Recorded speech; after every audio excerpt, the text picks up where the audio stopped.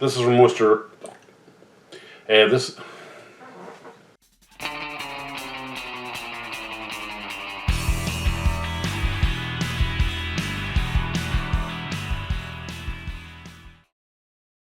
Hey, Glue Troopers, Max and Max's Models here. Got a box in the mail today from Canada. And as you can tell, today is Bad Hair Day.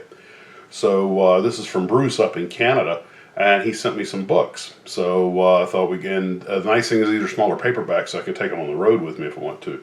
And I thought we'd look at what he sent. I've already opened the box, and the first one we have here, and this one I'll probably take with me. I know of this book, but I've never actually read it. I just know excerpts from it, and that's Samurai, about Saburo Sakai. And it was with Martin Caidin and Fred Saito.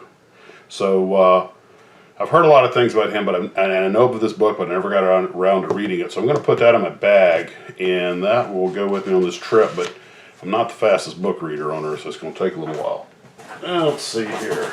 And there's a letter from me. And let's see.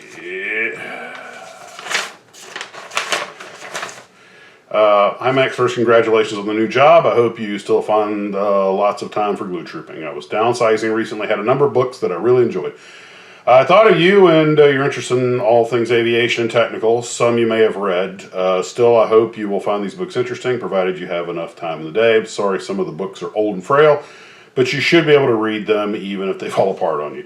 Thanks again for many enjoyable hours of watching your videos. Keep modeling on, Bruce. Well, thank you, Bruce. Let's see. We have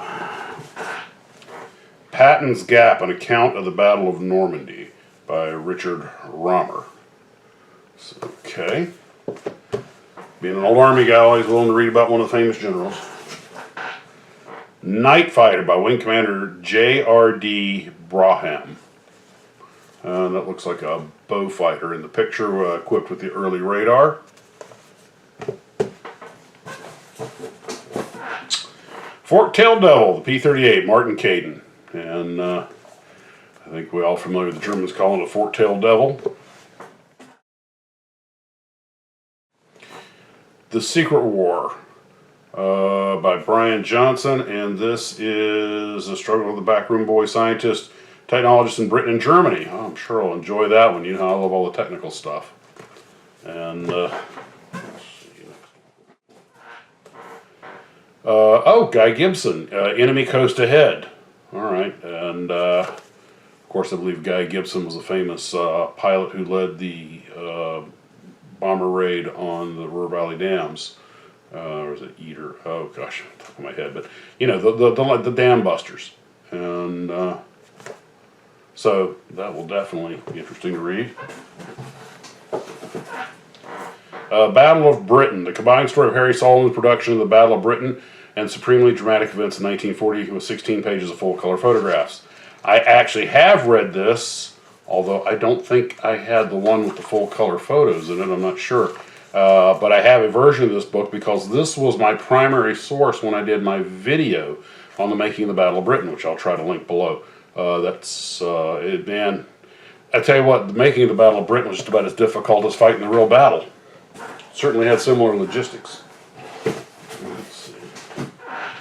To War in a String Bag by Charles Lamb. That chronicles the career of a ferry swordfish pilot. This one I have actually read. It's a good book. You don't appreciate the swordfish was used like the Lysander in a lot of spy missions, which became an integral part of the book. Terror in the Starboard Seat, 41 Trips Abroad, Mosquito, a true story of 418 Squadron by Dave McIntosh. Fighter Exploits by Edward H. Sims. Fighter Tactics and Strategy, originally published as Fighter Tactics and Strategy 1914 to 1970. And The Tumbling Mirth, Remembering the Air Force by J. Douglas Harvey. And the last one here, Most Secret War, British Scientific Intelligence 39 to 45. Wow, that is a whopper.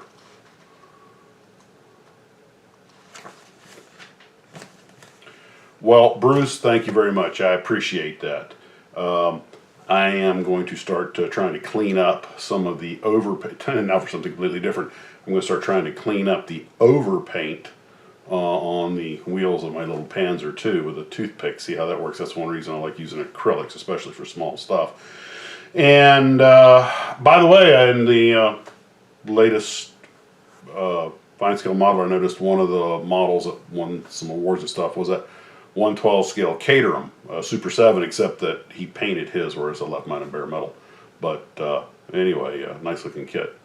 But he doesn't have the cool figure that my wife painted to go beside it, though. Well, guys, by the time you see this, I'll already be on my way to Orlando. Got to get to bed early. Got a 4 a.m. 0400 wake up for a 5 a.m. showtime. I'm so looking forward to that.